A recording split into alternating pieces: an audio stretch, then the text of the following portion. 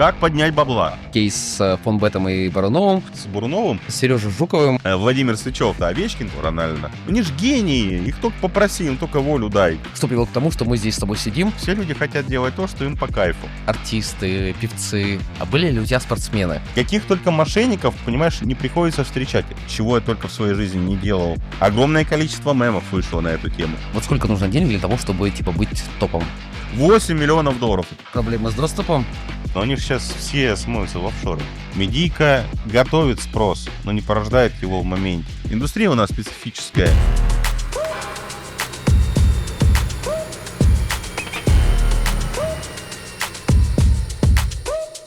Всем привет. Сегодня очередной выпуск из The Redix Level. Мы сидим здесь, в Париже, в отеле Шангри-Ла с, не побоюсь этого слова, легендой нашего рынка Романом Томаско. Ром, расскажи чуть-чуть больше о себе. Ну, мне всегда... Всем привет, прежде всего, да. Разрешите всех поприветствовать в этом прекрасном месте. Всегда так меня смущает, когда легендой называют. Не уверен, что я еще легенда. Я уверен, поверь мне. Спасибо, стараемся стремиться. Что мы делаем? Мы занимаемся медийным маркетингом в различных гео, в принципе, можно сказать, уже по всему миру. По-моему, у нас уже там 20 языков, а стран еще больше. Размещаем рекламу медийную в диджитале, в различных диджитал-каналах, на телевидении. Наружная реклама, брендирование чего угодно, от лимузинов до тук-туков. И, разумеется, чтобы было что показывать на медийных каналах, занимаемся подбором, подписанием по запросу наших клиентов различных спонсорских активов в лице амбассадоров, известных актеров и спортсменов, и также различные спортивные команды в различных видах спорта, также по всему миру. Вот, в принципе, вкратце этим занимаемся. Прикольно. Ты, конечно, рассказал такую маленькую толику того, чем ты занимаешься. Там ты тот пример, когда человек, которому есть что вспомнить, нечем рассказать. Или стрёмно, или страшно. Страшно рассказать, да, не хочется про все рассказывать. Но там, если что, если кому-то будет интересно, можно будет продолжить интимное общение, еще что-нибудь обсудить. А пока так, да. Как говорится, для протокола вот так. Окей. Сегодня мы возглавляем ту классную традицию, когда мы за лучший вопрос дарим подарок. Сегодня подарков будет 2. Один подарок будет от Ромы, он выбирает лучшего комментатора. Второй подарок будет мой. Но для этого необходимо досмотреть выпуск до конца, понять суть, то, о чем мы общались сегодня, и задать вопрос по тому, что мы спросим. Нужно быть обязательно подписан на канал, там типа есть внизу кнопочка. Ставьте лайк и подписывайтесь. Лайк, да. Давай начнем с моего регулярного вопроса, с которого я стартую любой подкаст. Расскажи, с чего ты начинал? Слушай, творческий путь начался довольно давно. Чего я только в своей жизни не делал и чем я только не занимался. И даже курами гриль торговал, на самом деле, в школе. И такое было. И кассеты одноклассникам с фильмами продавал. Когда уже поступил в институт, подрабатывал на стройке. Работал даже курьером-доставщиком еды, когда это еще не было мейнстримом, когда доставка еды не была настолько популярной. Я по студгородку из столовой разносил по общежитиям. А потом где-то, когда мне было лет 19, так получилось, что я попал в индустрию производства киноматериала на цифровых носителях, на физических, на DVD-дисках. И изначально занимался тем, что составлял для них дизайн обложек, полиграфии, в общем, упаковки. Вот это издалека, как я попал вообще на эту медийную дорогу. Флексопечать, офсетная печать. Да, офсетная печать, шелкография, 4+1, 5-й цвет, лифлеты, тиснение, понтоны, все это было. 120-я бумага, 180-я, картон, диджипаки. Это был 2004 год. Прикольно. То есть 21 год назад. Я где-то с 5 или 6 тоже занимался этим определенное время в моей жизни. Ну, было время, да, когда люди вот смотрели на напечатанное искусство, не вот в этот экране телефона, а на что-то физическое, что можно было руками потрогать. Во многом же приятнее было. Были не только визуальные эмоции, но еще и тактильные. Когда берешь диск, вставляешь его в Да, DVD-проигрыватель, да, да, выбираешь один из 16 фильмов. когда он там шуршит еще, да, определенным образом. У меня, кстати, дипломная работа была в институте, потому что как раз 16 в одном. Базово, как ты там не сжимай, потому что фильмы для этого очень сильно сжимались, и сокращалось разрешение по горизонтали, по вертикали, чтобы их можно было запихнуть на диск в DVD-формате, то есть там формат MPEG 2, в таком количестве. И для того, чтобы они туда влазили, в стандартные 4.7 гигабайт, это было очень сложно сделать. Но разработчики DVD-стандарта, японские, они сделали некоторый запас прочности, при котором можно было размер DVD-диска увеличить на 15%. По-моему, там до 5,1 или до 5,2 гигабайт на одну сторону, ниже Каким двусторонней. способом? За счет сокращения размеров элементарных элементов записи. Там были полосы длинные и точки, нолики, единички, нолики, единички. Они были сделаны с запасом. То есть можно было их расположить плотнее, и тогда туда влазило больше, и причем техника с этим справлялась. То есть DVD-плееры, которые штатные везде продавались, они это ели. И это была моя дипломная работа в институте, и, собственно, так 16 в одном на самом деле и появилась, то есть именно которую еще можно было смотреть. Мы это внедрили на производство на одном из заводов. Потом отклонировали еще на один завод, и, в принципе, тема эта жила в таком виде, пока я сам в этой теме работать не перестал. Мне даже интересно, живет ли она до сих пор. Нужно будет узнать. Мне кажется, что-то есть. Ром, а расскажи, пожалуйста, как все вот то, что чем ты занимался, полиграфия, там, печать дисков, твоя дипломная работа, как все это перешло в онлайн? В онлайн оно само стало идти, когда вот возникла эта проблема, что, точнее, не проблема, люди стали скачивать. Сначала они скачивали музыку и книги, фильмы скачивать было долго и нудно. Потом они начали скачивать и фильмы. В принципе, переломный момент, когда мы ощутили окончательно, что все уходит в онлайн, это был, наверное, год 13-14. Наверное, вот 14 год был переломный, когда понятно, все. Дальше поезд по физическим носителям, ну, объективно не идет.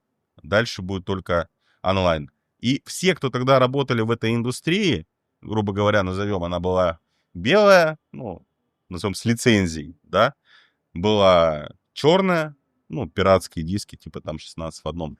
И была серая еще в том числе, когда, ну, скажем так, те люди, которые печатали белое, некоторые тиражи делали немножко неучтенными. То есть и белая, и черная сторона этого кинорынка стала перед этим вопросом, что делать дальше. Никто не верил про то, что люди будут готовы платить за фильмы, за просмотр онлайн. Они уже за интернет заплатили.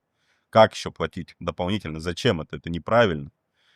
И тогда стала возникать эта идея, она же возникла массово и на белой стороне, и на серой стороне, и на черной стороне, что, смотрите, можно поставить в контент рекламу, люди будут рекламу смотреть, рекламодатели будут за рекламу платить.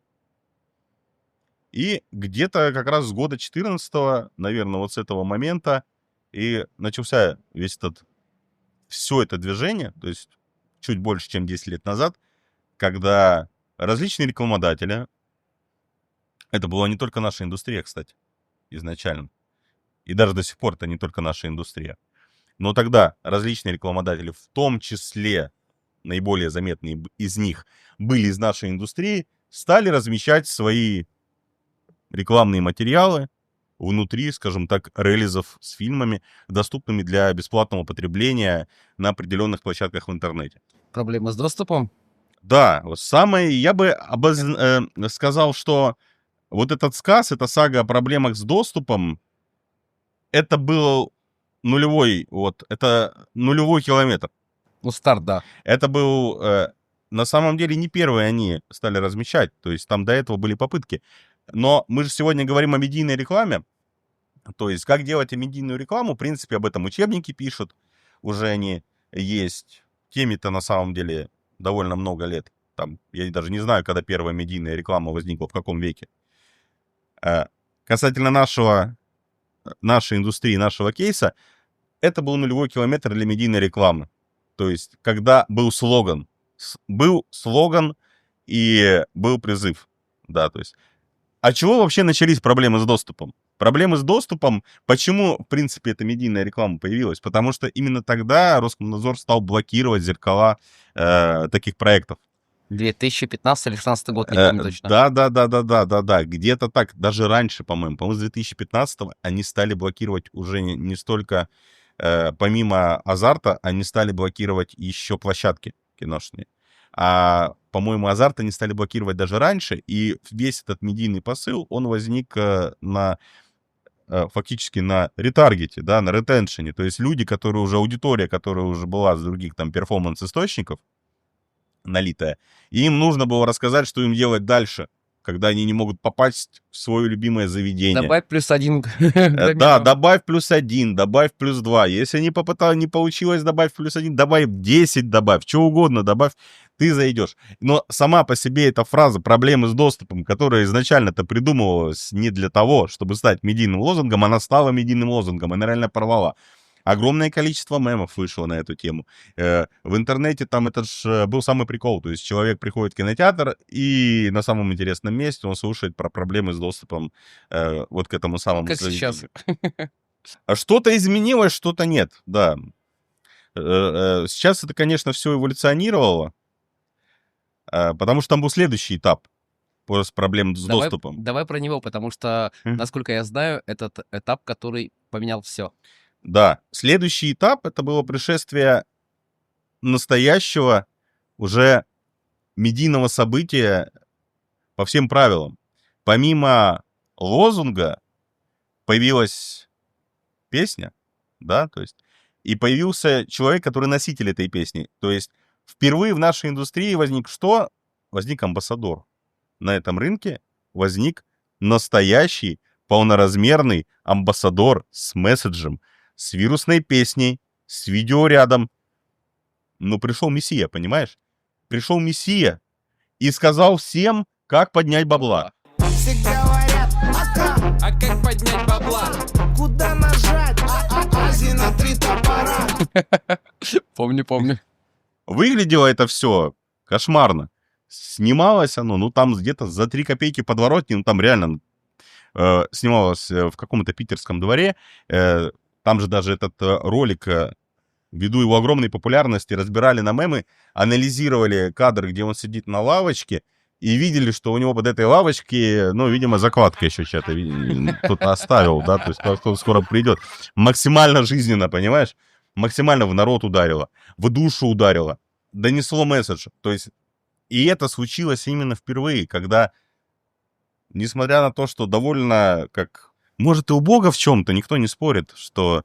Ну, какая разница? Да, главное, сработало. Если заехало, если сработало, если люди на работу ехали, эту песню пели, да, вот про то, как... Да я сам ее пел. Бабла, ее все пели, она хитом стала. Ее спародировали все, кто мог. Она была в КВН, она была на ТВ-программах. Даже Ургант в «Вечернем Урганте» на Новый год выпустил выпуск с пародией на эту песню. Причем я уверен, что, ну, так я посмотрел, как выглядела пародия. Судя по всему, по бюджету она, наверное, оригинал раз так в 50, наверное, превысила, ну, чтобы такое сделать. Поднял бабла, стали другими дела, с гусями в теплые края, туловище двину я. Было очень красиво. Давай дальше, ну, то есть кейс поднять бабла, это прям старт. Это то, что, да, это то, что изменило, вот изменило рынок, то, что принесло окончательно в нашу индустрию медийный маркетинг. Давай пообщаемся про тот кейс, который, наверное, мне нравится больше всего. Это кейс с Фонбетом и Баруновым. То, что вы снимали, это, ну, с моей стороны, это невероятно, это прикольно, это классно, это юморно. Как так получилось? Потому что уже не хотел сниматься. Да. И многие хотели? Там история-то очень интересная. То есть контекст какой? В прошлом году, в 2024 году, с одной стороны, был чемпионат Евро по футболу, большое значимое событие для всех букмекеров. С другой стороны, бренду Фонбет было 30 лет. С третьей стороны, они в течение довольно продолжительного времени просили Сергея Александровича занять эту позицию амбассадора их бренда, понести его в народ, потому что фигура максимально гениальные. Вот Бурунов — это квинтэссенция вот гениальности для попадания в нашу целевую аудиторию. Вот ничего лучше, мне кажется, но его знают все. Да, он и был популярный, а еще после полицейского с Рублевки и других ролей, слово пацана, опять же, он стал невероятно популярен. Но как человек зрелый, человек умный и гениальный, просто так деньгами ж его, не оскорбишь. То есть просто так вот за деньги пойди вот такое сделай, начинаются мысли о репутационных рисках и так далее и тому подобное. Нужна идея. То, что идея, нужен подход. Нужен подход. Человек Чем должен... ты его взял? Человек должен захотеть. То есть захотел он почему?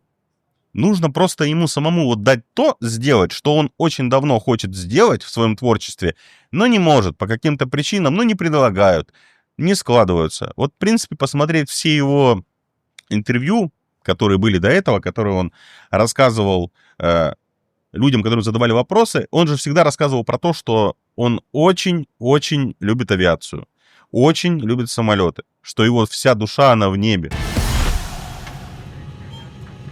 Сергей Александрович, все готово. Появился концепт, что он будет за штурвалом самолета, он будет пилотом. И это изменило весь подход. Объявляю регистрацию. Сломало все преграды. И вокруг этой истории уже удалось выстроить тот контент, который был сделан. И я хочу сказать, что процентов, наверное, на 50 минимум все, что происходило на съемочной площадке, это была его импровизация. То есть то количество прикольных моментов, которые он добавил чисто просто потому, что ему было по кайфу это делать, это полностью построил вот этот ролик. Только на вершине нужен будет флаг. Просто подай знак!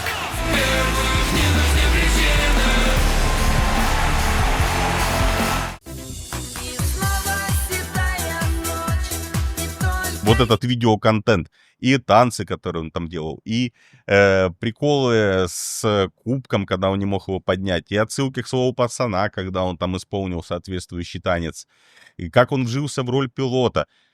Это было все прекрасно. Еще момент, на котором я запомнил Бурунова, это экспресс-тест полицейского. Блин, посмотри, что он с Володей сделал. Володя, твою мать! Володя! Это просто легендарно и в контексте, и в плане игры, и в плане того, как это выглядело. Оно есть на Ютубе, забанить не должны. Мое глубочайшее уважение Сергею Александровичу. Работать с ним было огромное удовольствие.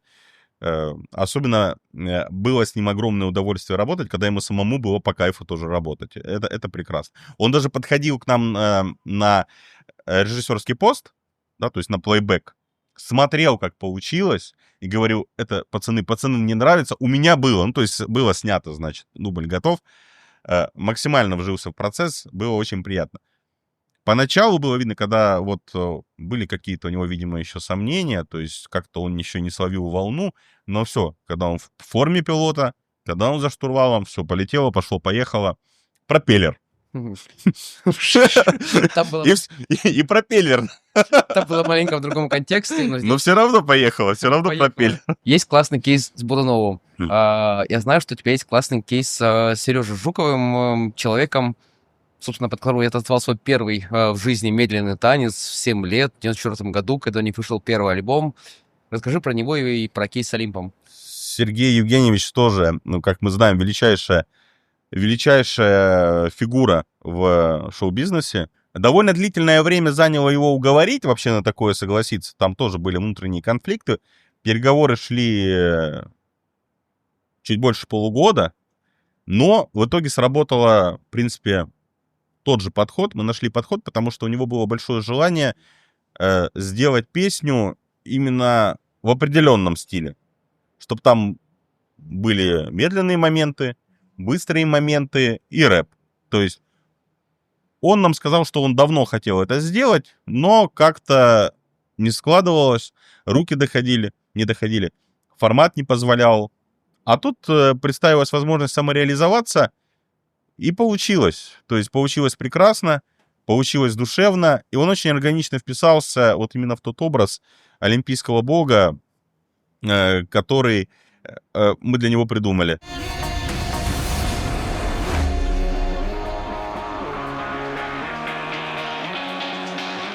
Даже там, конечно, финальный момент, он, я бы сказал, наверное, пережестили. Сильно драматичный получился. Там, если можно, я не знаю, можно его вставить сюда, не можно. Или так люди посмотрят, когда там массовое поклонение ему как божеству.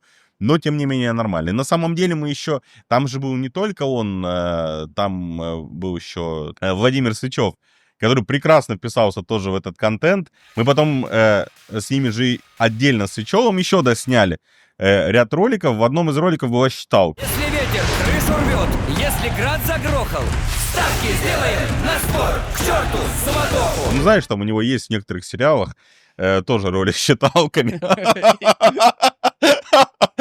Я думаю, что когда эта интеграция была поверх фильмов, аудитория хорошо воспринимала этот тонкий юмор. База та же, то есть попросили человека сделать то, что он хочет. Типа, они же гении, их только попроси, им только волю дай. Говорят, вот задача, что вот надо, чтобы по кайфу было. И, как правило, у зрелых людей всегда находится.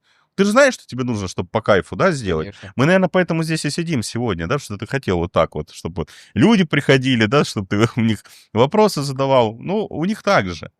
Все люди хотят делать то, что им по кайфу.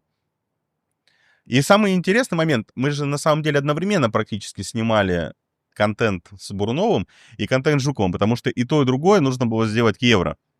И более того, настолько команда Сергея Евгеньевича Жукова правильно поняла, как писать для нашей индустрии, для наших задач песни, что на самом деле песню для Бурунова тоже они написали. Нифига себе, не знал. Да, и хорошо получилось. То есть, а Очень классно. Сергей Александрович Бурунов, несмотря на то, что есть, разумеется, прецеденты в том же самом полицейском с Рублевки, где он пел, Всё идёт по но, да, говорят, что нам сказали отдельно, корректно, что, в принципе, Сергей Александрович не очень любит петь. И как бы в эту тему, если можно под фанеру, то, ну, лучше под фанеру. Ну-ка, как такая звезда и будет петь под фанеру? Ну, давайте хотя бы рэп прочитаем. Более-менее. Ну, там он и получился, и прекрасно лег, прекрасно, очень хорошо. Прикольно. Слушай, артисты, певцы, а были ли у тебя спортсмены? Ну, я знаю, что были. Конечно, Скажи да. самое интересное, что было. Были спортсмены, такие мужественные люди. Со спортсменами, конечно, другая ситуация. Есть свои плюсы, есть минусы. Из плюсов они, профессиональные спортсмены, они хорошо умеют слушать команду тренера. Просить их придумать что-нибудь, вот как то, что сейчас я рассказывал, не надо. Ставь задачу. Задача будет выполнена. Сделай так, он сделает. Сделай так, он сделает. Он умеет. Его учили. Он знает, что надо делать быстро. Тогда ты выиграешь. Будешь тормозить, проиграешь. Это плюсы. Минимально, скажем так, вот этот... Потому что я со многими актерами работал, да, то есть для разных проектов. И вот случай гениальности Бурунова и Жукова, он, к сожалению, не распространяется на всех. Бывает, когда с актерами прямо очень тяжело. Особенно, когда они не до конца состоявшиеся, и у них там случается по той или иной причине на съемочной площадке истерика. Ее приходится как-то гасить, выходить из этой ситуации. Со спортсменами такого практически не бывает. Они сделают, что ты им сказал, сделают то, что в сценарии, но проблема, знаешь, выжать из них какого-то актерского мастерства, то есть предельно сделать какой-то драматический кадр, когда хочется, мы пытались. Очень иногда получается, но в целом очень тяжело идет. Приходится бить? Скорее приходится забить, то есть чем-то другим заменить. Ну, исключение, конечно, замечательная звезда Овечкин, который тоже был в креативе с Буруновым. Сильный Джексон способен победить. Высочайший профессионал и в спорте, и на экране.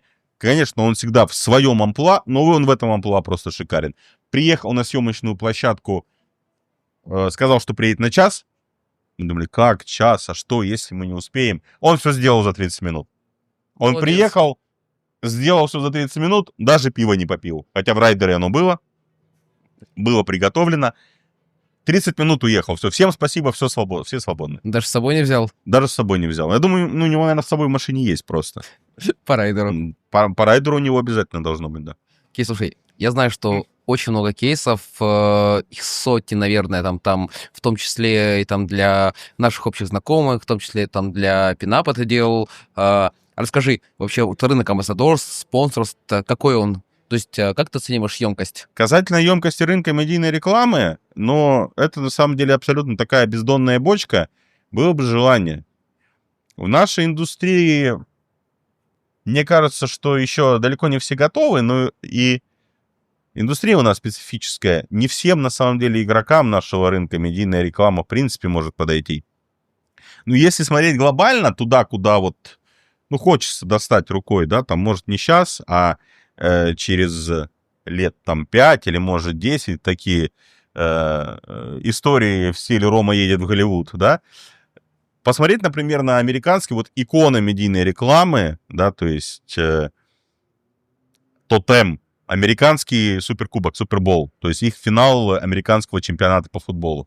Ну, вот этого их футбола, который у нас не футбол называется, там, где... Ну, типа регби местное. Ну да, вот эти люди бегают все там в латах.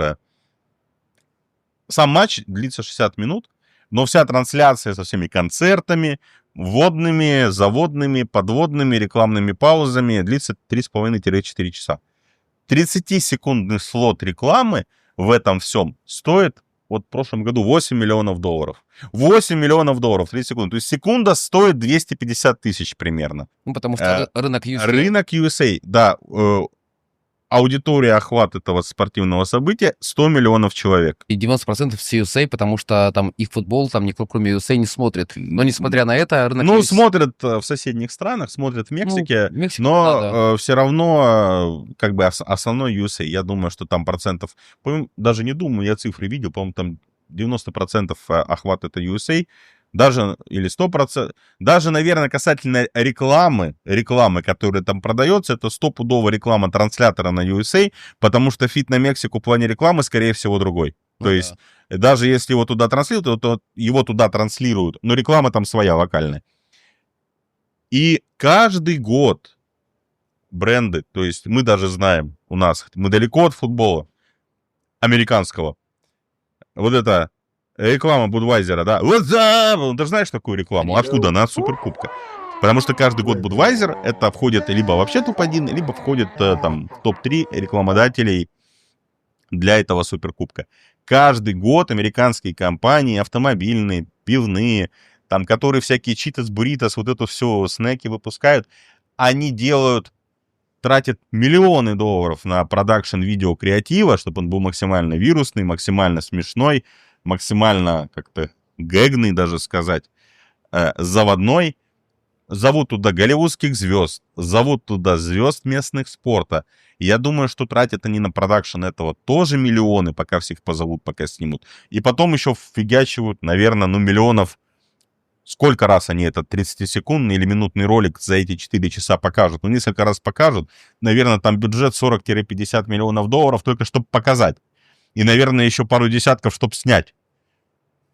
И это происходит каждый год. Сколько там денег у них? То есть, я так тоже хочу, понимаешь, меня туда только пусти. Ну, сколько денег? Много. Я даже цифры смотрел. Общий рынок, например, в USA только наружной рекламы оценивается в 10 миллиардов долларов. Это только наружная реклама, которая, в принципе, сейчас уже, ну, не то, чем она была раньше. Ну, прямо скажем. Да, то есть это уже не самый популярный канал. Помимо этого есть реклама в диджитале, медийная. Помимо этого есть те же самые ютубные интеграции. Помимо этого есть всякие медийные проявления даже в Инстаграме, когда звезды всякие спортивные выставляют свои посты. Сколько там сейчас у Рональда пост стоит один? Там какая-то цифра, не помнишь, 20 миллионов, 40 миллионов? Да не, я думаю, там поменьше. Он не стоит он столько. Ну, надо посмотреть. То есть, Я думаю, типа, 800, лям, 2 край. Да, вот пишите в комментариях, сколько, как вы считаете, должен стоить пост у Рональда. Потом посмотрим, то мы забыли. В общем, на самом деле, если мы берем все бренды, которые можно, засунуть в медийную рекламу и которые подходят для медийной рекламы, рынок, конечно, огромный. Как его оценивать касательно нашей индустрии?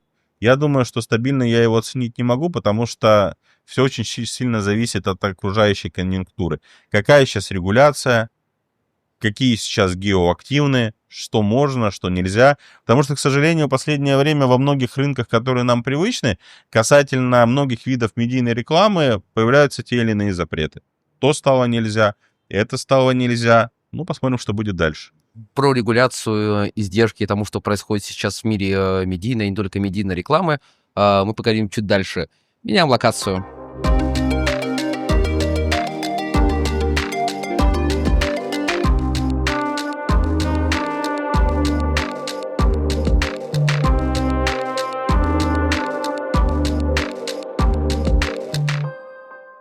Ром, мы сменили локацию. Мы очень ждали момента, когда эта башня начнет вот сиять, как новогодняя елка.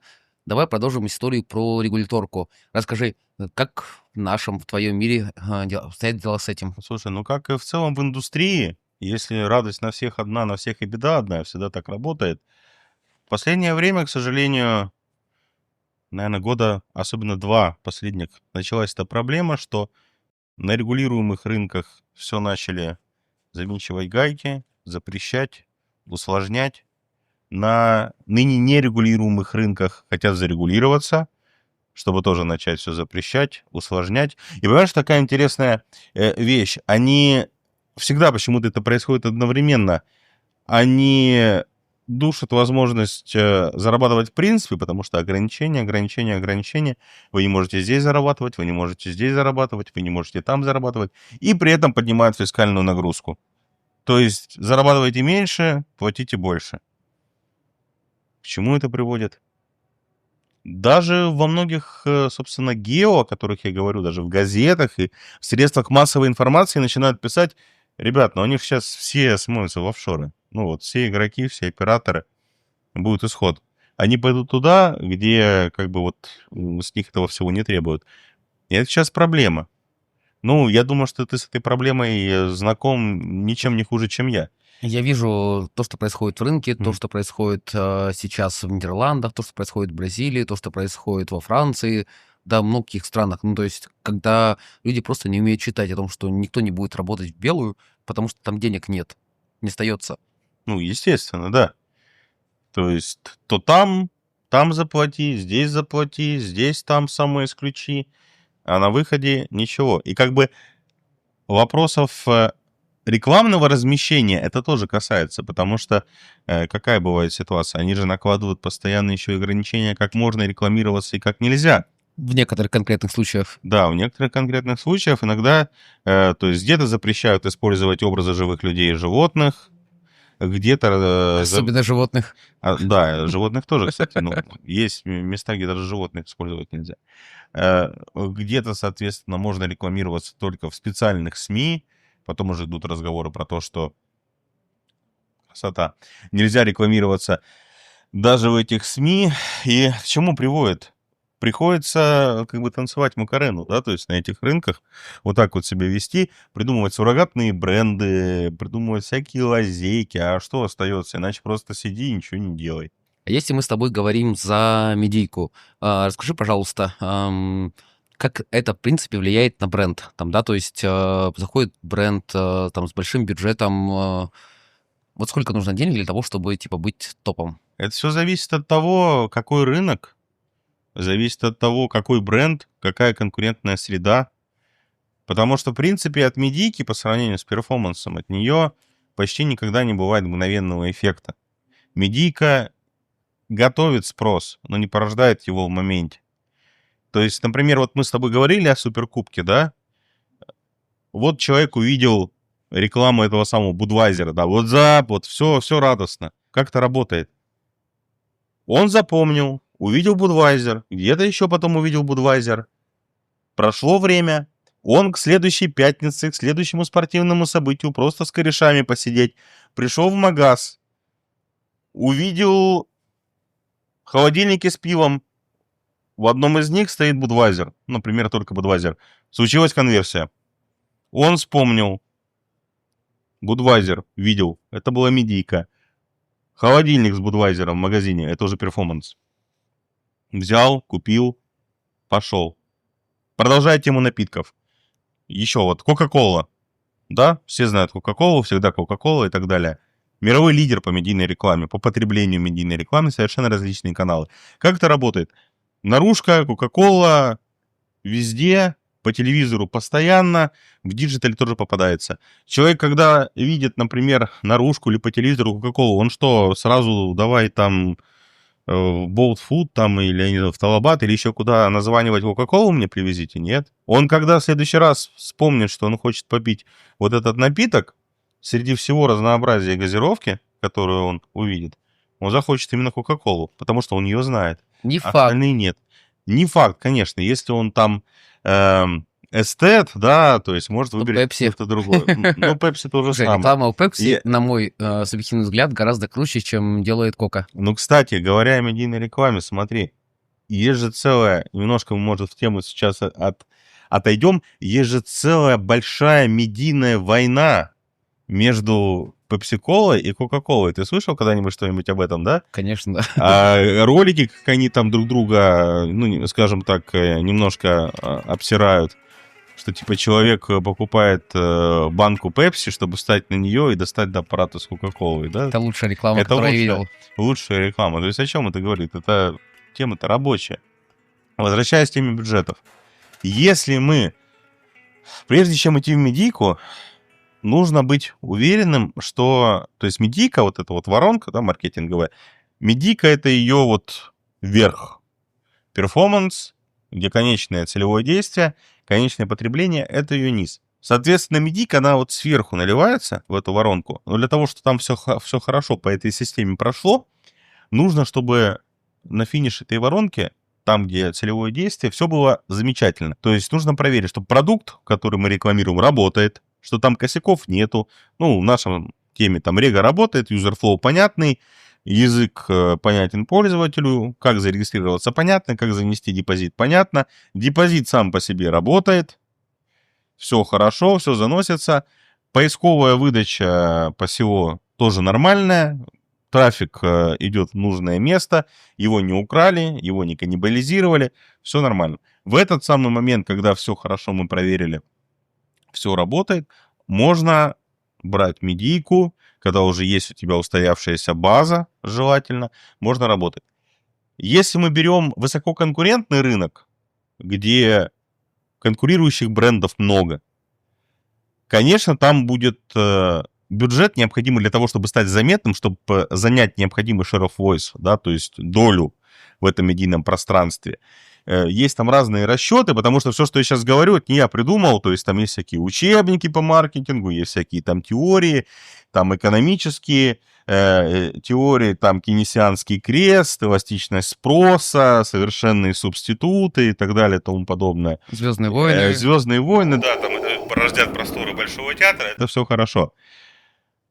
Здесь чего получается? Как бы должен быть share of voice для того, чтобы бренд был заметен. Ну, там есть теория 20 до 33%. То есть выше 33% смысла не имеет иметь share of voice, потому что дальше это никак не влияет на узнаваемость бренда, это только вытесняет конкурентов. Но если у тебя хватает бюджета только на 5% of share of voice, ну, тебя просто забудут, тебя просто не заметят, ты утонешь в медийной кампании своих конкурентов. Что в таких случаях делать, если как бы медийка не выросла, да, делать медийку?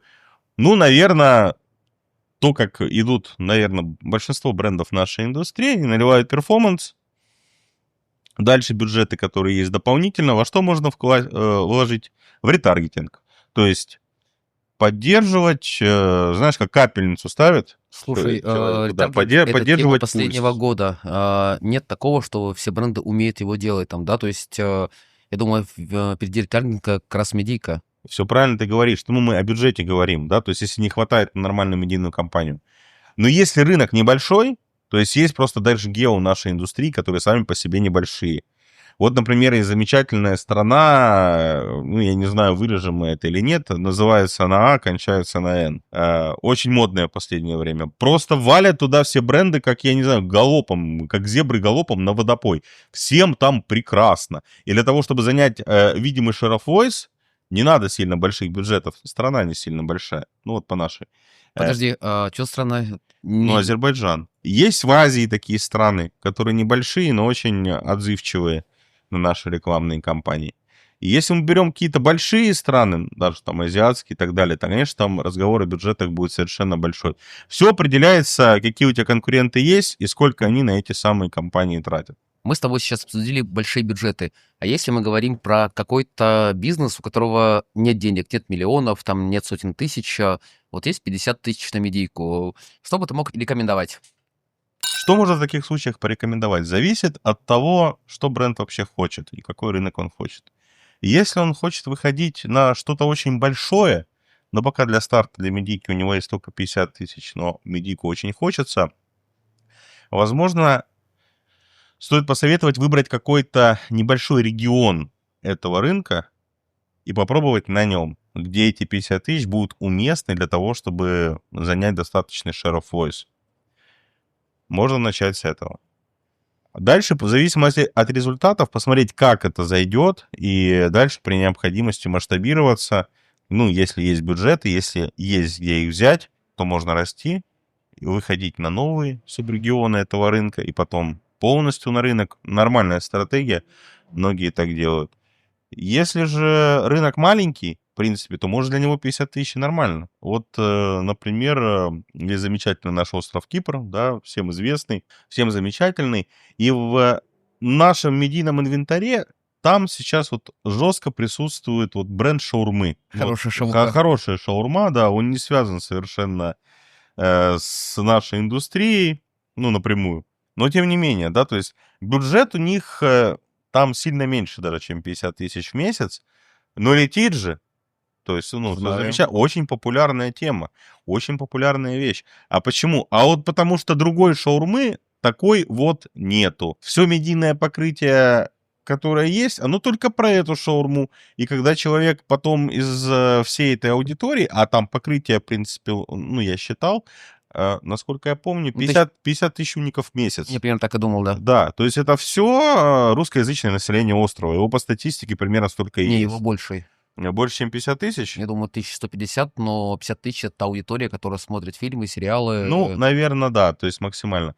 И вся эта аудитория, кстати, ну, скорее всего, учитывая культурный код, она хорошо знакома с шаурмой, и шаурму любит. И вся идет, когда потом думают про шаурму, она знает, где эту шаурму взять. А ты знаешь, сколько в день продают?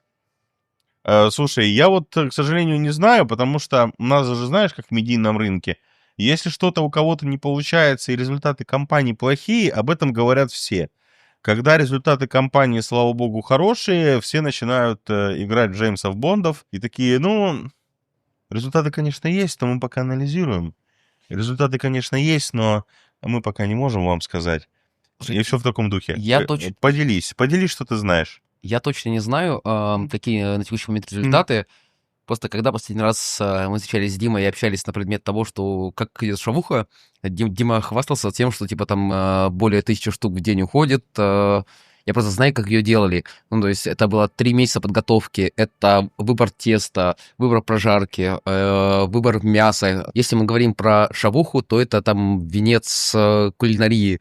То есть ее очень много раз тестировали, ее очень раз много пробовали. Дима сам, как перфекционист, сделал из базового продукта какой-то шедевр, который там ну, может быть, достоин мишленовской звезды, может быть, нет. То есть, но сам факт, что на Кипре такого не хватало. У него уже с тех пор появились сэндвичи, появились хот-доги. Кстати, лучшие хот-доги на Кипре.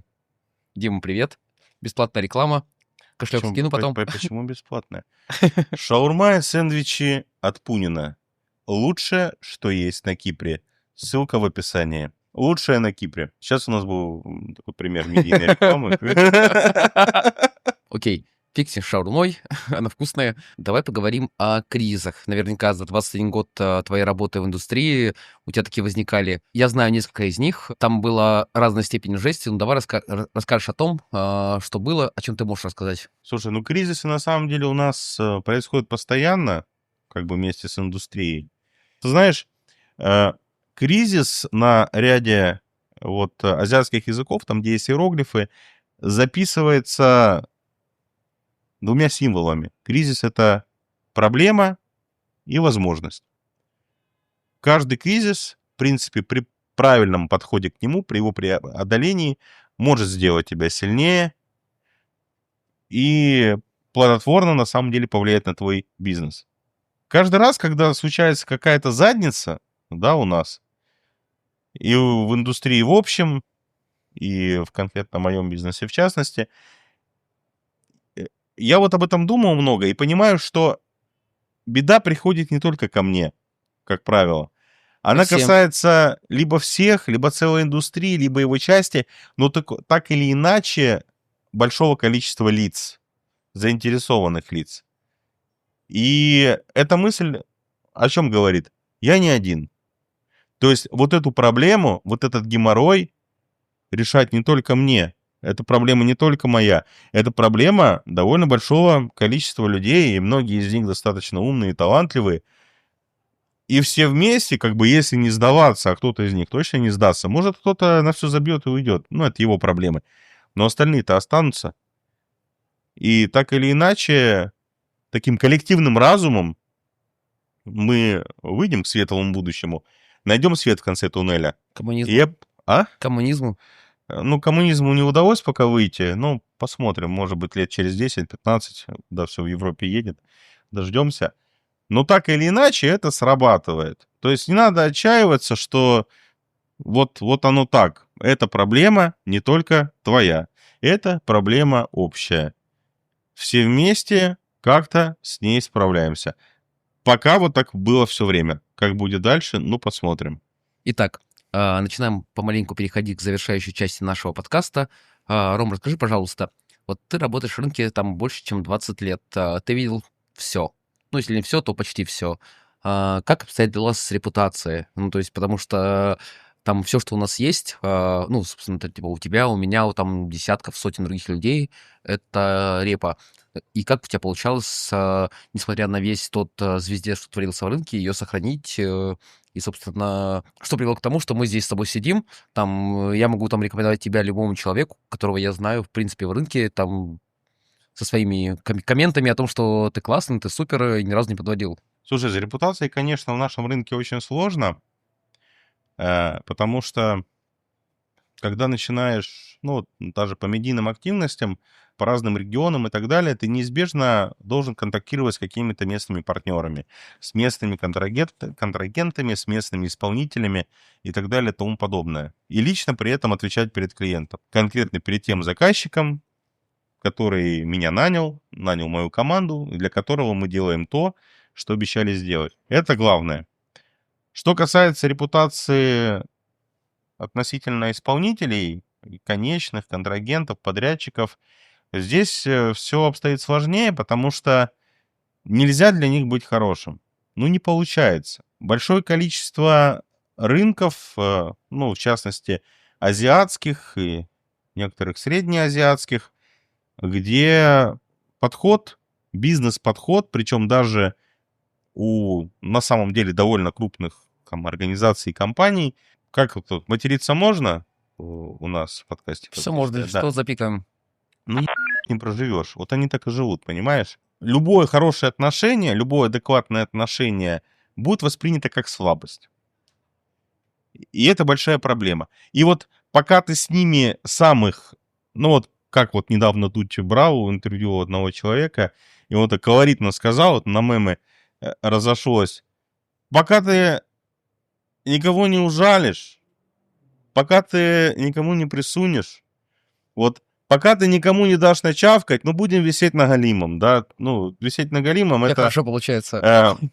Что значит висеть на галимом? Висеть на галимом — это пребывать в горечи от несбывшихся ожиданий.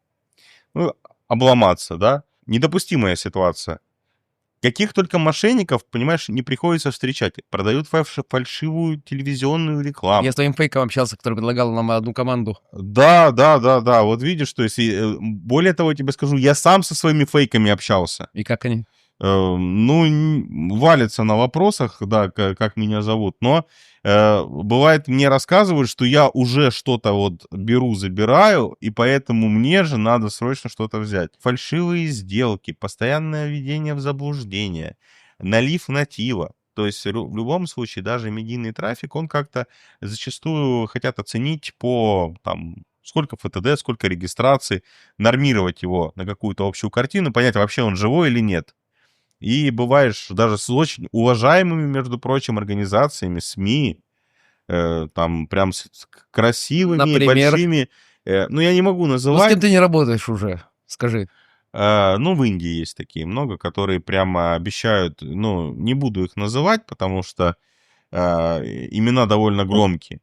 То есть такие прям местные газеты спортивные издания, не шарашкины конторы. Но даже они, мать их, натив умеют лить. Ну, это индусы, господи. Да, но это просто, понимаешь, а как с ними работать? У тебя с ними договора, они белые, пушистые. И таких случаев много. То есть у меня был такой еще интересный случай. Был спонсорский актив команда в Лиге Эмиратов. Ты с ней знакома, она у тебя тоже потом была. Она до этого была у другого клиента.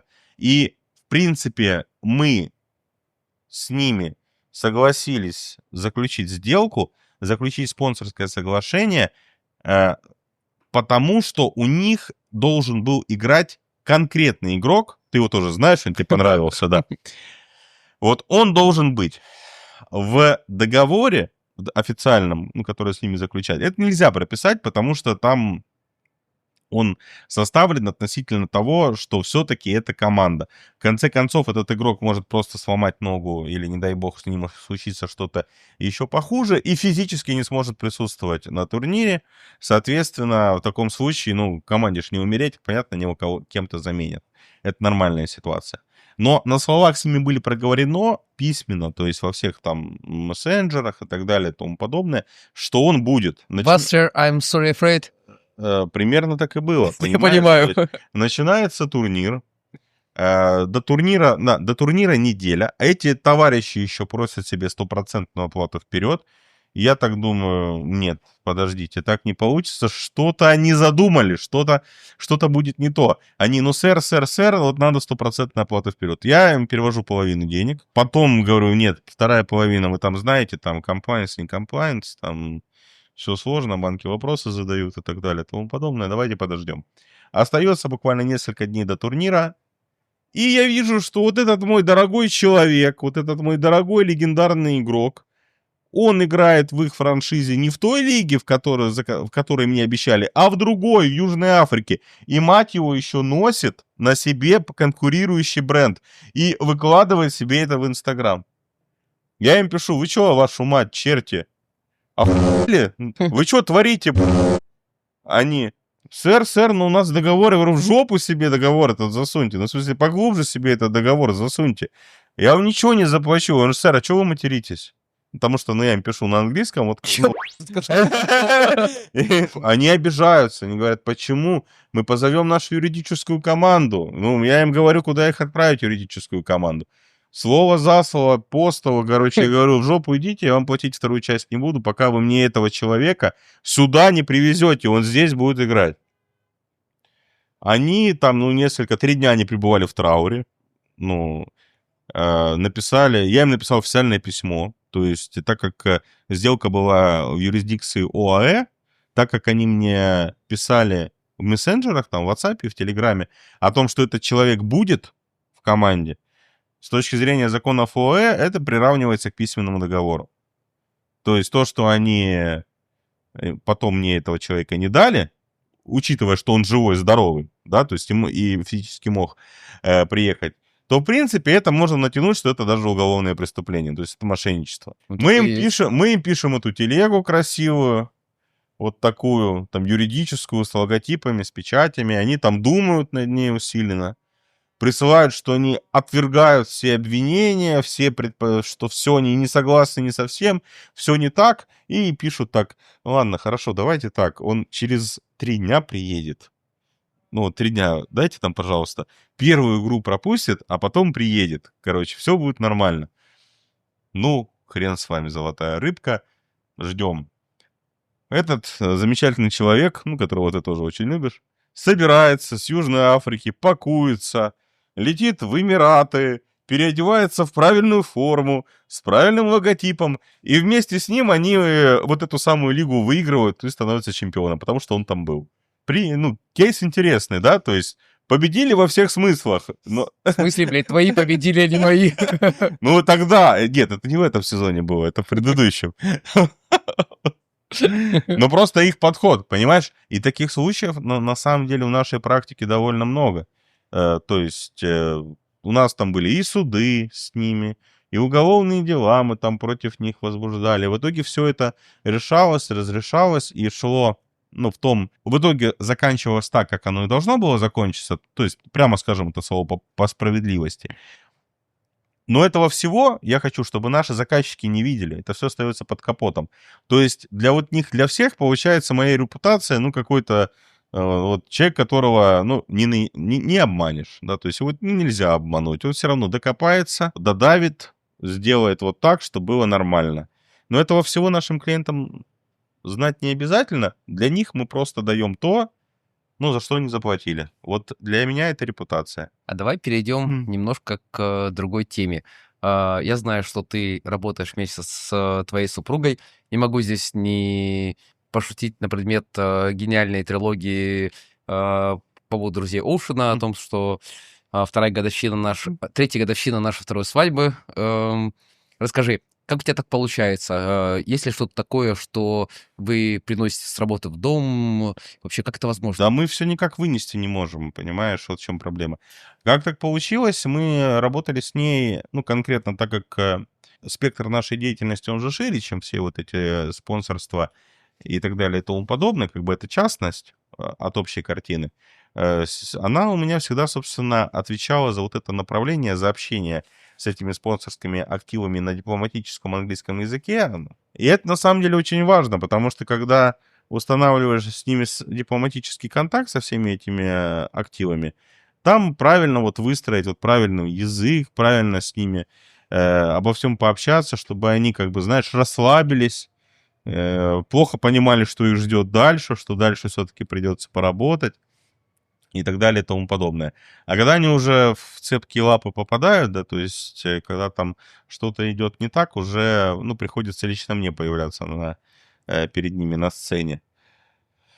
Касательно того, что как это не нести в дом, ни хрена не получается это не нести в дом, учитывая то, что часовые пояса деятельности разные, и постоянно уже 11 вечера там, или там 6 утра, нам написали, что там-то, то-то, то-то, что делать, постоянно эти вопросы, то есть возникают буквально за завтраком. Там написали, что должны были сделать так, а в итоге они не могут, а как это решить и так далее. Это, конечно, в целом напрягает, но я думаю, я так это анализировал. В принципе, последние 20 лет у меня всегда так, вне зависимости от семейной жизни, работа не оставляет, то есть работа не отпускает. Это неправильно, надо с этим что-то делать, держать этот баланс. Надеюсь, когда-нибудь получится. Кстати, хочу сказать, что у нас весь дом, он прям заставлен артефактами с наших любимых рынков. То есть у нас там есть и Кришна из Бангалора, и Ганеша из Бангалора, и крикетные биты с разных мест, и футбольные мячи с чемпионатов, и прочие, скажем так, прочий подписанный именной мерч. Я понимаю, о чем ты говоришь, я понимаю, насколько сложно бывает иногда с творческими людьми, там всякие артисты, спортсмены, певцы, там, не знаю кто. Как ты расслабляешься? Я же понимаю о том, что это же невозможно. То есть большинство из них ребята, которые не держат свои слова, ребята, которые творят все, что не хотят, периодически уходят в разной степени загула, и ты отвечаешь за них. Да, в этом есть проблема. Как тут как отдыхать? Видишь, сегодня к тебе приехал Вот нормально сидим. Кстати, веселая история. Знаете, как это было? Я пишу Роме, говорю, говорю, я в Париж на выходные, говорю, прилетай, подкаст запишем. Он такой, ну окей, полетели. Ну, если подкаст, то, конечно, как бы благое дело совместить приятное с полезным. Ну, а так, собственно, как у всех, попутешествовать, мир посмотреть. Ну, это чаще всего с работой совмещается, когда нужно куда-то поехать именно по работе. Я люблю там немножечко, знаешь, там пару дней зависнуть. Вот, например, делали же вам проект в начале этого года в Чили, да, С Кайзером. с Кайзером. Замечательный рэпер, очень известный в Латинской Америке, известный по рэп-баттлам прежде всего, умеет работать, то есть я анализировал его творчество, смотрел, как он выступает в этих рэп-битвах перед целыми стадионами, как он заводит толпу, как он держит аудиторию и держит публику. И потом приходит на съемки, собственно, клипа, и в темных очках, хотя он должен у меня по сценарию быть с открытыми глазами, потому что с его глазами там определенные тоже интеграции. И я у него спрашиваю, ну, типа, кепаса, ёпта, ну, чё ты в темных очках? Он говорит, у меня боязнь сцены. Ну, так и сказал, по-испански паника эсценика. Он говорит, ты думаешь, я в это поверю? Какая у тебя боязнь сцены? Я видел, как ты что-то со сценой делаешь. А в итоге что оказалось? То есть пришел вот, ну, очень талантливый чувак, артист. Ему же тоже вот, опять же, возвращаясь к тому, что человек очень хорошо вживается в процесс, когда он делает то, что давно хотел сделать. Он впервые в жизни, ему снимали клип. За 200 тысяч. Да, то есть у него карьера там лет 15, ну, что-то типа того. Но впервые в жизни ему снимали клип. Он был безумно рад, пришел на эту съемку и раскатал себе вот это, начертил и угнался в гримерке, короче. Поэтому потом одел темные очки, потому что там были как бы следы этого взаимодействия. И у нас вопрос, то есть у нас... Мы прилетели, хрен знает откуда, мы туда ползли сутки, только добирались. За 20 тысяч километров. Да, 20. за 20 тысяч километров. Мы до этого отсняли там футбольную команду, тоже вашу, в этой самой, под Сантьяго. Приехали снимать вот его, все оборудовали, все выставили, все там, у нас все расписано минута по минуте. И он угашенный. Ну, пришлось как бы... Ну, а нам его глаза нужны. Без его глаз вот никуда. И пришлось в моменте сразу перестраивать, менять местами сцены, менять раскадровку, что сначала мы снимем те сцены, где, в принципе, ему допустимо быть в темных очках, где это уместно, а дальше потом уже, когда вот эта паническая боязнь закончится, да, действие ее, тогда мы уже будем снимать без очков. Ну, вот так и сделали. В итоге хорошо получилось. Он в конце поблагодарил и извинился. Слушай, его клип набрал очень много просмотров. Я знаю про историю с девушкой, которая упала чуть ли не в фляге назад на каблуках. Да, там была еще тема, что чилийцы на самом деле очень... И вот у них есть такая особенность, они никто напрямую ничего не скажет. То есть он бы мог на самом деле, как звезда, мне честно сказать, что он раскатал. Я бы хотя бы не тратил время на выяснение, чего в темных очках. Я бы как бы понял и сразу стал... ты не понял. Действовать. Ну, я сразу, в принципе, догадался, что в темных очках по темной студии ходит черный, да? Наверное, ему не солнце светит. С девушкой. Набирали девушек тоже. Нам прислали огромное количество местных девушек. Они все сначала были на все согласны за определенное количество денег. Когда мы утвердили первый состав, они начали по местной традиции умножать свой прайс на 10. Нам это не понравилось, разумеется, потому что у нас бюджет.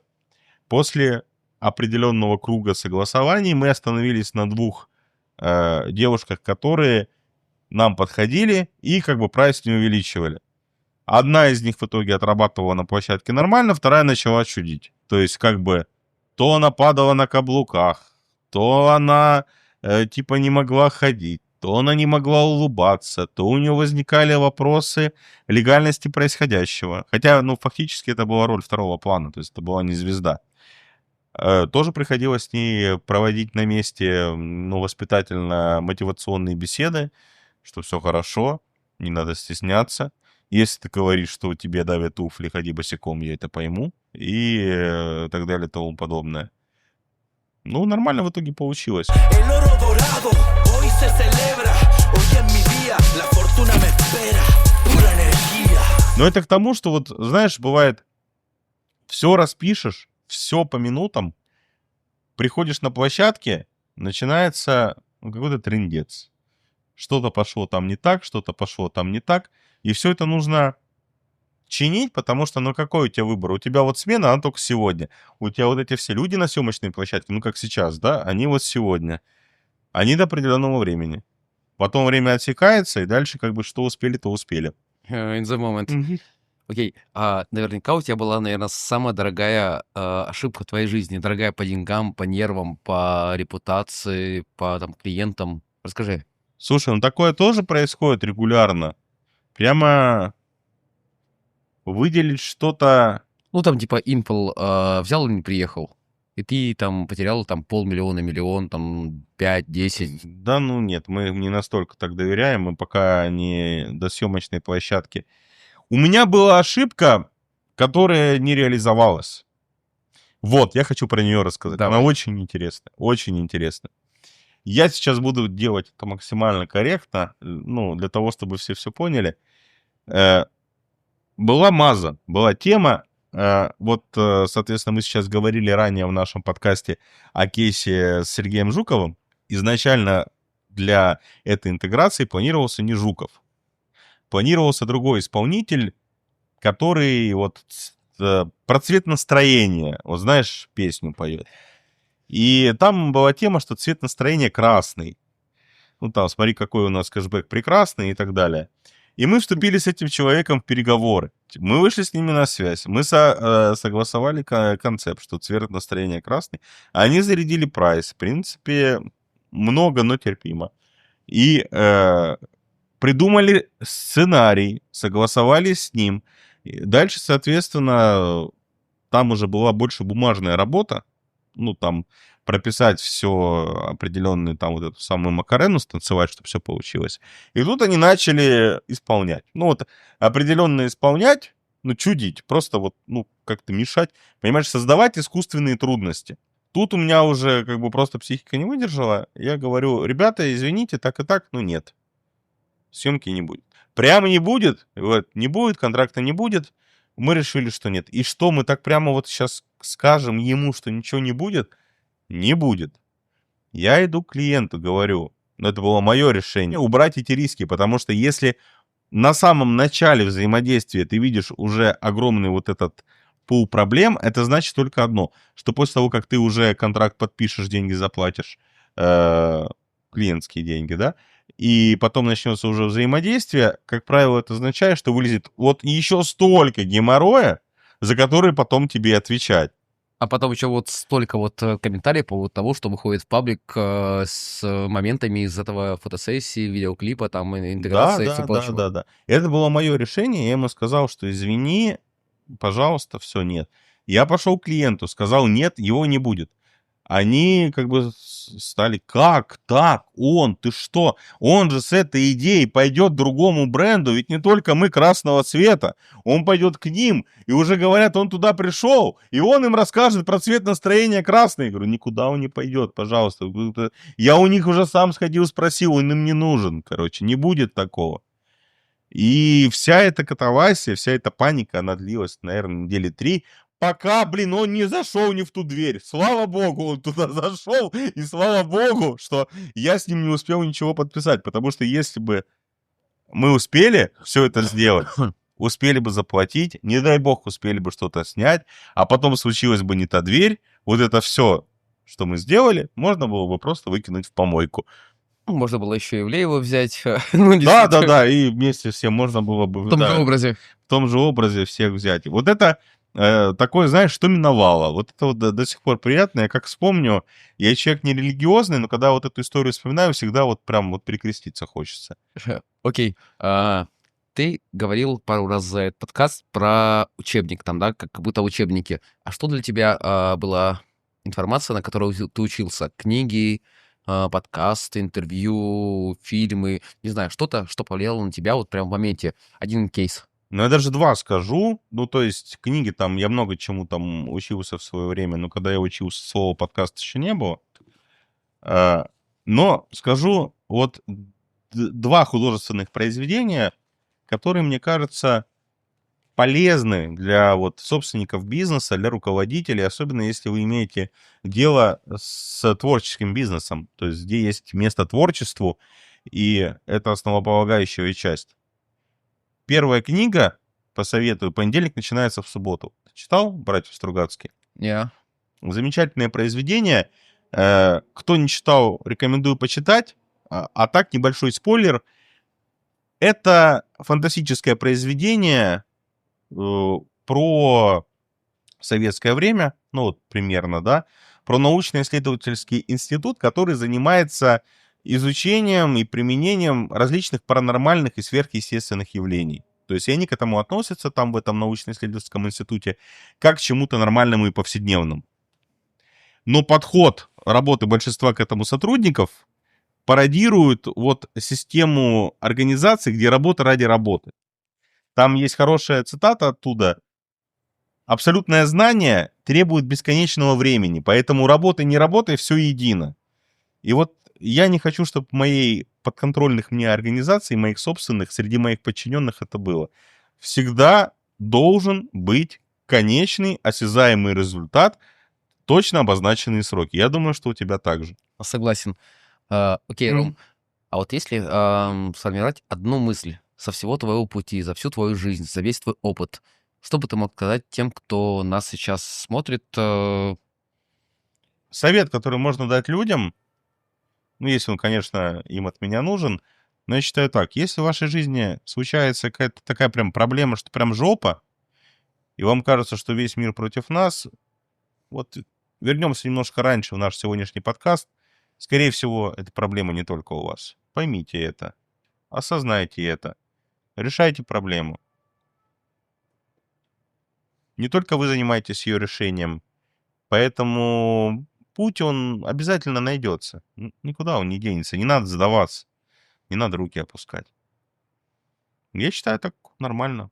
Принято. Ты знаешь, я вот сейчас переложил на твой совет на часть моих проблем, которые у меня возникали там на моем периоде, и ты прав.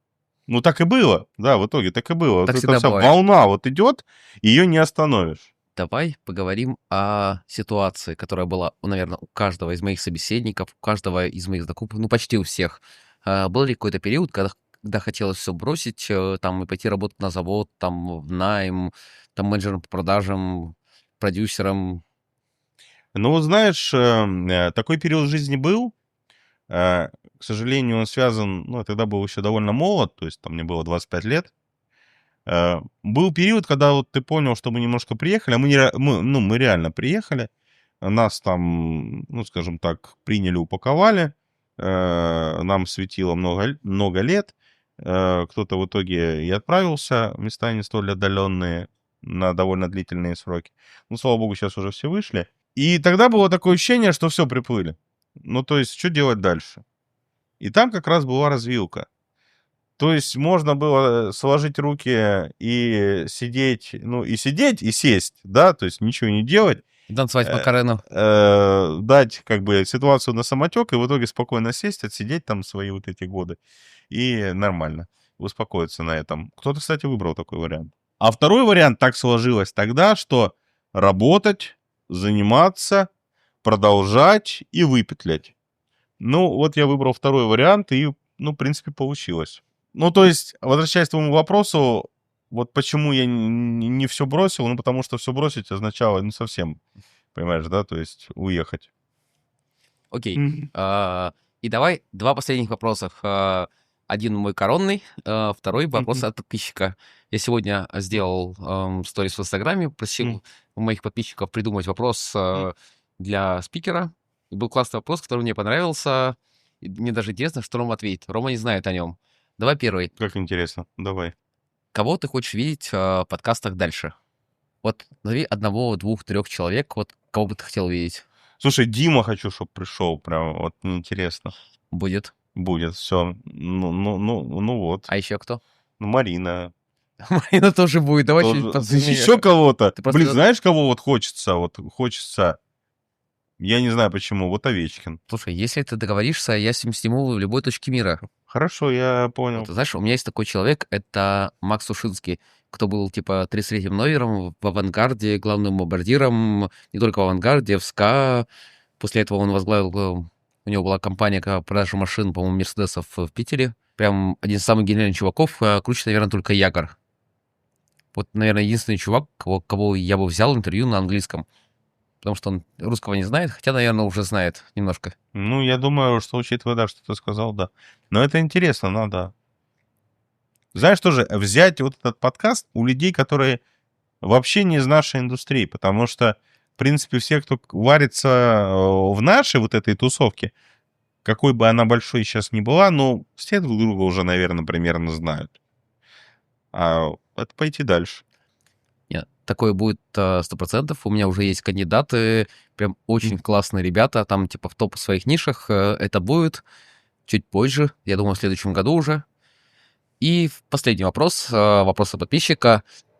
Ром, вот представь, ты сидишь, и тебе вдруг кто-то на день рождения, на Новый год, там на что угодно дарит полет в космос. Что ты с ним будешь делать? Ну, там, типа, на Virgin. На Virgin? А какие там условия? Огласите, пожалуйста, весь список. Там оттуда возвращаются или как? Ну, пару случаев было. Пару случаев было, что возвращались, или Да. пару случаев было, что не Но возвращались? пока никто не умер. Ну, слушай, ну если пока никто не умер, я, наверное, полечу. Серьезно. Серьезно, у тебя есть полет в космос? У меня нет. Ну ладно, то я думал, ты уже мне подарить собрался. Нет. Это реально вопрос от подписчиков. Я подумал, а что бы делал я? Я бы не полетел. Ну, почему? Да ну его нафиг, пока там не будет нормальной статистики, там из 100, из 200 человек. А сколько их всего полетело? По-моему, уже в несколько десятков. Нет. 10 нет еще. Ну, я думал, что там получше статистика, но если нет 10, я бы, наверное, дождался бы хотя бы 50. Я бы 100. Окей. Ром, спасибо огромное за подкаст. Было нереально интересно. Были свои сложности немножко. Мы их пережили. Мы успели поужинать между нашими двумя частями этого подкаста. Первый раз сменили 2 диспозиции. Ну да, у нас не хватало денег оплатить этот виски, поэтому мы договорились на product placement. Теперь the final. Первое. За лучший вопрос в отношении того, что вы видели сегодня на подкасте, подарок делаю я. Это будет новый iPhone, я думаю, в оранжевом цвете, к самым новым. И второй подарок подарит Рома. Подарок, который стоит десятки раз больше и сложнее достать. И я реально видел, как люди чуть ли не убивали друг друга за такие подарки. Рома, скажешь? Мой вопрос по поводу интеграции алкогольного бренда. В рамках диверсификации как бы нашей клиентской базы мы сейчас работаем с определенным алкогольным брендом по его продвижению на определенных рынках. И мне бы хотелось узнать от подписчиков их мнение. Что мы имеем? Имеем бренд 40 градусов, слоган для него. На каком слогане построить правильно рекламную кампанию, чтобы это было корректно, чтобы это было интересно и чтобы это было захватывающе, чтобы это привлекало внимание. Кто в комментариях предложит самый лучший вариант, тому и достанется этот спортивный приз. Здесь у нас такая спортивная реликвия для тех, кто понимает или просто ценит. Это маленькая крикетная бита сувенирная, но она подписана легендарными игроками в крикет сборной Индии. То есть я ее заполучил на чемпионате, в финале чемпионата мира по крикету мужскому в 2022 году, который проходил в Австралии, в Мельбурне. Вот здесь, соответственно, автограф Вирата Коли. Это абсолютная легенда крикета. Самый великий практически на текущий момент индийский спортсмен. И для того, чтобы это как бы красиво гармонировало, VIP-бейджик с этого самого чемпионата. Довольно, на самом деле, серьезная коллекционная вещь. И чем больше времени будет проходить, тем большую стоимость она будет иметь. Поэтому у меня такая реально одна. Я вот ее дарю. Супер. Я знаю истории, когда ребята возили такие же биты с автографами топовых игроков, и с них брали там типа там 2, 3, 5 тысяч долларов просто за как tax-free. Да, такое бывает, потому что как бы ценность имеет. Поэтому ждем подписчиков, которые заберут эту реликвию себе. Ром, поясни, какие рынки, ну хотя бы Азиатские, азиатские рынки, да. принято? Которые любят петь и танцевать. Спасибо большое, что досмотрели наш подкаст. Ром, очень рад был тебя сегодня увидеть. Спасибо, что Взаимно. прилетел в Париж на этот один день. Джимми. Атя. Ача. Стоп, снято, спасибо.